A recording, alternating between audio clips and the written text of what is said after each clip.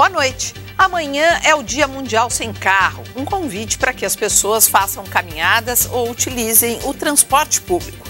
O repórter Ricardo Ferraz saiu pelas ruas de São Paulo carregando um equipamento moderno de medir poluição e constatou que até mesmo em parques arborizados a população respira um ar contaminado por gases, liberados principalmente pelos escapamentos dos veículos. Nesta edição, vamos mostrar as áreas mais poluídas aqui da capital paulista e discutir possíveis saídas para esse grave problema de saúde pública.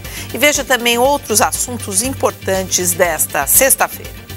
Quase 60% dos brasileiros têm vida conjugal, mas nos documentos a maioria ainda aparece como solteira. Cada vez mais pessoas recorrem à justiça para exigir reparação por dano moral.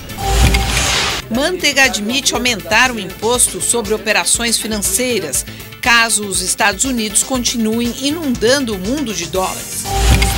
Citada pelo ministro Joaquim Barbosa, a presidente Dilma Rousseff divulga nota para explicar declarações feitas no processo do mensalão. 69 anos depois, a Alemanha encontra 2 corpos de aviadores britânicos mortos durante a Segunda Guerra.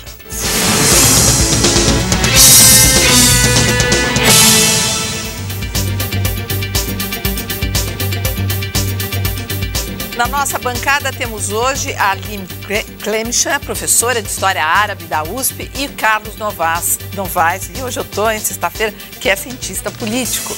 Amanhã é o Dia Mundial Sem Carro, movimento que surgiu na França em 1997 e está disseminado pelo mundo. A proposta sugere uma reflexão sobre o uso excessivo dos carros nos grandes centros urbanos, o que contribui também para um aumento na emissão de poluentes. O Jornal da Cultura foi às ruas para medir a qualidade do ar que o paulistano respira.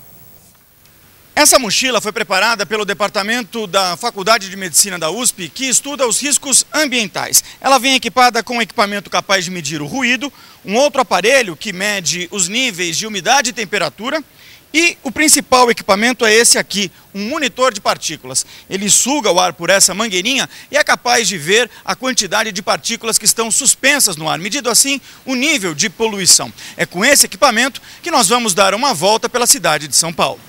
Os níveis de ruído, umidade, temperatura e material particulado formam o que os médicos chamam de poluição do tráfego. Escolhemos alguns pontos da cidade que fazem parte da rotina de milhões de paulistanos para monitorar esse tipo de poluição. A via com maior índice de material articulado foi a Marginal Tietê, seguida pelo túnel Ayrton Senna e pela 23 de Maio. Todos eles apresentaram níveis muito superiores aos recomendados pela Organização Mundial de Saúde, de 10 microgramas por metro cúbico. Na Marginal, o pico foi de 318 microgramas. Quem passa o dia no trânsito sofre. A garganta fica áspera, falta de ar também. Esse material particulado entra pelo pulmão e cai na rede sanguínea. Morar em cidades poluídas aumenta o risco de doenças graves. Poluição aumenta o risco de doenças cardiovasculares, doenças pulmonares, doenças neurológicas e diabetes, e algumas metabólicas como diabetes, por exemplo. Essa é a Teodoro Sampaio, que é considerada uma das ruas mais poluídas da cidade, por ter muitos ônibus e por ser uma subida constante, o que acaba por exigir muito dos motores a diesel, que lançam muitas partículas no ar. O pessoal fica aqui esperando no ponto e sofre bastante. Como é que é a qualidade do ar aqui na Teodoro Sampaio? É péssimo. Ruim de respirar, é horrível. Dentro do ônibus, os níveis de ruído e o calor também são altos. Eu carrego 2, 3 garrafas d'água. Mas o barulho acho que incomoda mais. Monitoramos as condições de poluição do tráfego no metrô e no trem metropolitano. Os usuários reclamam das condições. Os olhos ardem, a garganta fica super seca. A situação mais crítica em termos de qualidade de ar para o usuário do metrô está nas estações e não dentro dos vagões. Isso porque dentro do túnel o trem se comporta como o êmbolo de uma seringa. Ele vem deslocando toda essa massa de ar e junto com ela ele arrasta uma série de partículas. Comparando a exposição ao material particulado entre os modais, o carro fica na pior posição, seguido do ônibus, do metrô e do trem. Novamente, todos os níveis são muito superiores aos recomendados pela OMS. O Parque do Ibirapuera é uma espécie de ilha verde na cidade, um pouco de vegetação, cercado por prédios e avenidas. A nossa intenção aqui hoje é saber se esse pouquinho de árvore é capaz de melhorar um pouco a qualidade do ar que se respira em São Paulo. A impressão que dá é que o ar é um pouquinho mais fresco, né? Mas não sei, acho que é só impressão mesmo. A média foi de 138 microgramas por metro cúbico, apenas 10 a menos do que a medida na 23 de maio, de 148 microgramas por metro cúbico. A única escapatória é um esforço coletivo da sociedade em reduzir a poluição, principalmente melhorando o transporte público, investindo em transporte coletivo, tirando o carro da rua, melhorando os nossos combustíveis, melhorando a qualidade da nossa frota. Esse esforço coletivo tem que ter muitas mãos aí, muitas mãos dadas, né? Não só a população, porque a gente precisa se deslocar. Amanhã eu duvido, gente, que vai... Não quero ser super pessimista, mas assim, a adesão, o tamanho da adesão desse dia sem carro. Como é que é a expectativa de vocês? O problema é que a gente até gostaria muitas vezes de aderir, não pode, não tem como, porque não tem um serviço público que atinja toda a cidade, as nossas necessidades. Então, não só o transporte público, mas também outro dia aqui a gente está falando sobre táxi, né? Se os táxis também fossem mais acessíveis, teria como a pessoa deixar em casa e usar metrô, entre um trecho e outro um táxi quando necessário. Então, é boa vontade realmente da população, mas também todo o sistema de transporte da cidade. Você pensa assim também, não vai? Eu acho que essas efemérides assim e tal, elas na verdade são exercícios de transferência para os indivíduos de algo que o setor público tinha que fazer, né? Porque é bobagem. As pessoas não vão aderir pelo que a Arline disse, inclusive, porque elas não têm como aderir, né? E por outro, se aderissem, é um dia, é altamente simbólico e é algo que vai na direção de, faça a sua parte, aquela história do lixinho, coleta seletiva de lixo e tal. Na verdade, o que nós precisamos é que o setor público faça um movimento forte em que direção? Menos combustíveis fósseis, né, queimando nos ônibus e nos automóveis. Então, para isso, o que tem que fazer? Pensar alternativas, pesquisa e tal, para melhorar a presença de o quê? De biodiesel, no caso, né, e álcool, derivados da cana-de-açúcar e tal. Por outro lado, transporte coletivo. Por quê? Porque está provado, evidentemente, que um motor maior, mesmo que ele polua mais do que um motor pequeno, ele leva muito mais gente. E, por outro lado, o fato de o metrô ser poluído, né, como a matéria mostrou, é porque lá fora está poluído. Claro. Então a poluição desce e entra no túnel. Que ele falou, vai deslocando. E lógico, o deslocamento de ar do metrô puxa o ar que está ruim lá fora. Então transporte coletivo. E aí... Esse é um movimento para valer mesmo, né? Porque claro. Essa coisa simbólica e tal, eu não... O que tem que fazer é um planejamento e com muita coragem, porque não adianta só dizer que a pessoa não pode tirar o carro de casa. Ou você diz para a pessoa, não tira o carro de casa, mas aqui tem uma alternativa para você. Agora, esse negócio de pedágio urbano, sim, vai só punir a pessoa porque tem um carro que ela não pode sair de casa. Mas se ela não tem alternativa, isso não é política. Política é quando você restringe e oferece alternativa. Olha, e os solteiros são maioria entre a população brasileira, mas isso só no papel. Números do IBGE divulgados hoje mostram que 6 em cada 10 brasileiros têm algum tipo de união conjugal. Os dados fazem parte da Pesquisa Nacional de Amostra de Domicílios de 2011. Foram ouvidas cerca de 350 mil pessoas em mais de 140 mil domicílios. O IBGE estimou a população brasileira no ano passado em 195,2 milhões de habitantes. A pesquisa revelou que 48% se declaram solteiros e quase 40% casados. Mas quando perguntados se vivem realmente sozinhos, 57% responderam que têm algum tipo de união conjugal. Entre os que afirmaram viver em união, a maioria indicou casamento civil ou religioso, seguido da união consensual. Divorciados, desquitados e separados judicialmente somaram quase 6%, número parecido aos que se declararam viúvos. Quase 8 milhões de pessoas vivem sozinhas. Esse contingente representa as 12,7% de residências com apenas um morador. O acesso à rede de esgoto aumentou. Agora, 54,9% das casas do país contam com o serviço. Quanto à renda, as mulheres continuam ganhando menos que os homens, mas a diferença vem caindo.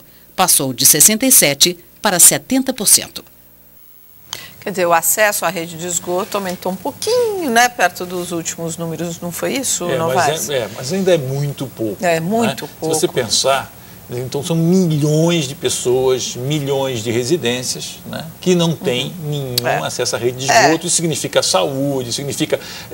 quase metade, né? Ainda dá para continuar dizendo assim, que é quase metade. Se investíssemos nisso para valer, isso também geraria emprego e renda, né? Então, aí tem tudo por fazer. Né? Agora, desses números, o que chama a atenção? O número de pessoas vivendo sozinhas, que parece que está crescendo, não é? Mudando o nosso estilo de vida, quer dizer, essa transição toda da vida de casado de uma maneira informal para a maioria. E eu acho que o contrasta muito, quer dizer, a forma como mudou esse quadro do casal brasileiro e do planejamento familiar brasileiro da década de 70 para cá, contrasta com a falta de avanço que a gente tem aí no caso do saneamento básico, né? Porque, de fato, no caso dos casais, planejamento, a gente tem uma mudança que é tão rápida, de uma geração, a gente tem quase 20% de, então, pessoas que vivem numa união consensual, né? Sem casamento. Isso é um número alto, é uma mudança muito grande no padrão brasileiro, que era de família com quatro crianças, famílias formadas, isso poucas décadas atrás, né?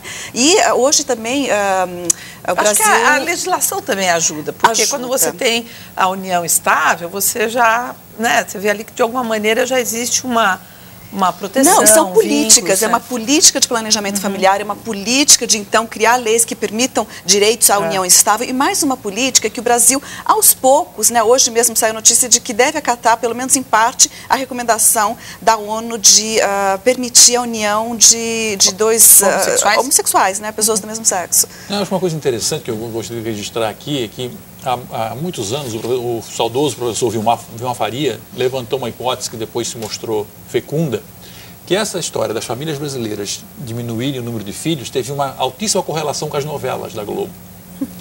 O papel da novela na formação dessa preferência, porque, na verdade, como os elencos não podiam ser grandes e tinha que fazer famílias menores, as famílias das novelas foram diminuídas muito antes das famílias efetivas do Brasil. Então, um traço sociológico interessante que depois mas foi... você vê nas camadas mais pobres, não é assim. Ainda, sim, é isso que é interessante, é que nas camadas mais pobres, o número de filhos diminuiu enormemente. A fecundidade da mulher brasileira nos últimos 30 anos diminuiu enormemente. Mas isso não é uma tendência mundial? Porque, assim, países que não têm as novelas da Globo também estão diminuindo. São os países mais velhos, né, do velho mundo, vamos dizer assim. As famílias estão diminuindo. Não, mas isso aqui é interessante. Veja, o Brasil sofreu uma inflexão importante da teledramaturgia da televisão. Isso, a correlação foi estabelecida, foi estatisticamente verificável, entende? E mais, no caso do Brasil, o Brasil não é um país desenvolvido, não é um país de primeiro mundo. Nós hoje temos taxas de fecundidade muito semelhantes aos países de primeiro mundo. Aqui houve uma redução brutal e rápida do número de filhos por mulher. E exatamente contrasta com todas as nossas características de não ser um país de primeiro mundo, né? O saneamento, essa educação, por isso saúde. Que eu me lembrei. Quando você fez o contraste com o saneamento, foi que eu me lembrei de, vou aqui, eu respeitava muito o Vilmar, um grande professor, um grande sociólogo, e foi muito criativa essa intuição dele. E o IBGE também divulgou hoje que o Brasil tem a menor taxa de desemprego desde 2004, 6,7%. No Dia Internacional da Paz, países muçulmanos realizaram violentos protestos contra o filme anti-islã produzido nos Estados Unidos. No Paquistão, cinemas foram incendiados. Pelo menos 19 pessoas morreram e, para tentar acalmar os ânimos, o governo americano divulgou mensagens nas TVs do Paquistão. O vídeo, de apenas 30 segundos, aparece com legenda em urdu, a principal língua do Paquistão. A propaganda mostra o presidente Barack Obama falando da tradição e respeito americano com as religiões. A secretária americana de Estado, Hillary Clinton, esclarece que o governo não tem nenhuma relação com a produção vulgar do vídeo Inocência dos Muçulmanos. Apesar dos esforços dos Estados Unidos, hoje foi mais um dia de intensas manifestações na Ásia e no Oriente Médio. Os muçulmanos voltaram a protestar contra o filme que ridiculariza o profeta Maomé. A demonstração mais violenta aconteceu no Paquistão. 2 salas de cinema foram queimadas. A população de Peshawar e Karachi entrou em confronto com a polícia. Mais de 200 pessoas ficaram feridas. Na Índia, a polícia teve que usar bombas de gás lacrimogêneo. No Líbano, uma maré humana marchou nas ruas pedindo justiça. Bandeiras americanas foram queimadas em vários lugares. A sexta-feira é considerada sagrada para o islamismo. Por isso, o dia foi marcado com grandes manifestações. Pelo menos 45 pessoas já morreram nos protestos. Entre elas está o embaixador americano da Líbia. Além dos Estados Unidos, a representação diplomática da França teve a segurança reforçada por causa da divulgação de caricaturas de Maomé. Em Paris, o dia foi de orações nas mesquitas. O líder religioso pediu calma aos muçulmanos. A França possui a maior comunidade islâmica da Europa. O policiamento foi reforçado para evitar protestos. Bom, Aline, eu gostaria de começar com uma pergunta, aliás, várias perguntas e pedidos de explicações aí que chegaram ao longo da semana, porque você, a última vez que participou aqui do jornal, comentou sobre o filme, como a gente tem falado. Você disse que o autor do filme era um judeu. E as pessoas reclamam, dizendo que você deveria corrigir isso porque não é um judeu. Não, de fato, naquele momento, quer dizer, logo que saiu a notícia, saiu dizendo, né, o próprio produtor, ele parece que ele utilizou um nome judeu e propositalmente quis parecer que era feito por um judeu. Agora, isso realmente, quer dizer, a gente deveria desconfiar mais desse tipo de atitude. Quer dizer, o que essa atitude mostra por parte do diretor, ao adotar o nome judeu e soltar a matéria de que tinha sido feito por um judeu, a gente deveria já perceber que o objetivo aí é de um antissemitismo muito amplo. Quer dizer, ele está querendo criar a ideia de colocar a culpa numa comunidade contra outra comunidade, ele sendo de fora de ambas as comunidades. Então, a gente pode falar realmente num caso de antissemitismo, ou seja, de ódio contra todos os semitas, contra judeus semitas, contra árabes semitas, porque são todos semitas, né? E uma tentativa de colocar, então, uma contra o outro e por trás disso tudo, um racismo muito profundo por parte desse que, lamentavelmente, utilizou esse argumento. Olha, eu quero só lembrar que semana que vem, aqui no dia que a Aline vier, a gente vai fazer, então, uma explicação melhor sobre o antissemitismo, que, inclusive, chegaram a te pedir isso por e-mail, né? Foi pedir a explicação. Então, a gente vai caprichar mais nessa explicação e agora seguir aqui com o dia... Mas só queria dizer que realmente é necessário essa correção, porque foi essa matéria que saiu, quer dizer, saiu com essa notícia, né? E revela algo que a gente tem que estar atento. Eu acho ótimo, porque o Jornal da Cultura não tem o menor problema de fazer correções. Nós não somos os donos da verdade, a gente fala, corrige, o telespectador fala, a gente incrementa aqui nossa informação. É em nome dela que a gente trabalha, não vai. Veja, eu acho que o que está em questão aí, nessa história toda, é o fato que a gente tem que levar em conta que no mundo árabe hoje, no mundo muçulmano, melhor dizendo, não árabe só, mas no mundo muçulmano, a religião é uma forma de fazer política. Eles passaram muito tempo reprimidos, hoje em alguns lugares há menos repressão do que havia, né? Algumas sociedades estão em guerra aberta e tudo mais, que a gente sabe, temos acompanhado aqui. Por outro lado, há um sentimento anti-americano mais do que justificado nesses povos, nesses países todos e tal, em função de tudo que a gente tem discutido aqui também, das guerras, das intervenções e tal, da predileção dos Estados Unidos por Israel na luta desigual que move aos palestinos, enfim. Há ali um ambiente muito aguerrido, um ambiente muito instável e onde a religião é uma forma de fazer política. É totalmente diferente do que nós vivemos, por exemplo, aqui no Brasil. Aqui a religião não é uma forma de fazer política, nós empurramos a política numa outra direção. Lá não. Então veja, quando há essas manifestações duríssimas, porque a matéria, por exemplo, nós fizemos hoje, aparece tudo meio como igual, né? Mas não é igual. Até não, se você comparar quando começou lá na... Se você olhar as cenas... No Líbano, a população na rua está numa atitude completamente diferente do que está no Paquistão, por exemplo. Não, parece assim, como a leitura que a gente faz, assim, que era um ambiente que estava ali em erupção na hora que houve uma oportunidade, realmente é essa explosão que a gente vê. Mas é uma explosão que tem níveis diferentes, de níveis de engajamento e de violência muito diferentes. Por quê?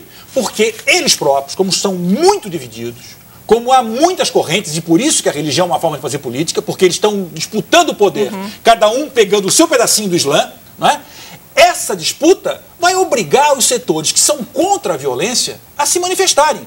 Vai obrigar os setores que rejeitam esses atos que foram perpetrados lá, de matar um morador dominicano e tal, eles vão ter que dizer que são contra. Ou seja, tem que politizar e repolitizar a questão o tempo inteiro. Agora, não venham nos pedir para recuar no direito de livre expressão. Isso não dá para pedir.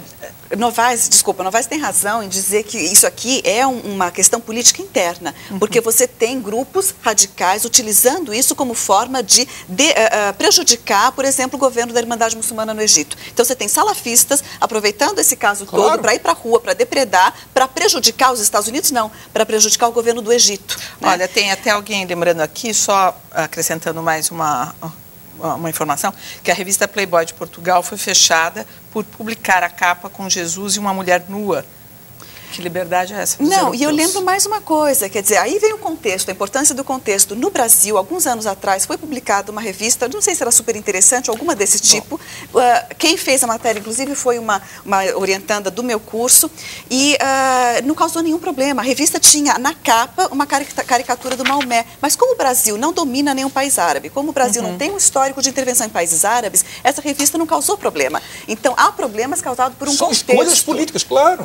Olha, para você, aqui a religião já foi e volta a ser uma forma de fazer política assim. Veja o russomano e a bancada evangélica no Congresso. Não, veja, ele está misturando as coisas. Eu concordo plenamente. A religião está aqui, está na política. A Igreja Católica teve que sair e se pronunciar contra a campanha que a Igreja evangélica você acha que eu ignoro isso? Quer dizer, quando eu digo, então eu seria realmente um rematado imbecil, né? Se eu não soubesse que a Igreja Católica faz política, que os evangélicos fazem política. O que eu estou dizendo é que aqui a religião não é uma moeda de troca política real e efetiva. Ou seja, isso não está legitimado como uma forma de escolha de formação da preferência. Não está legitimado. Absolutamente. Eu acho que tanto é que as pessoas não se apresentam. Então me mostra um candidato que diga assim, eu sou católico, quero favorecer os católicos. Mas tem todo o envolvimento da igreja na campanha. Mas isso é óbvio, gente. Isso é óbvio. Isso é no mundo inteiro. Ou nos Estados Unidos. Mas lá não é diferente disso. É totalmente diferente disso. Eles buscam o tempo todo na rua construir as alianças segundo a religião. Aqui não se faz isso. Não faz. Tem muito mais política nisso. Aqui tem evangélico em todos os partidos. Não, é evidente que... Desculpa, olha, a gente vai voltar a falar sobre saber o que tem mais do que eu imagino, eu acho que você não está exatamente equipada para isso. Uau! Olha, não risca a faca.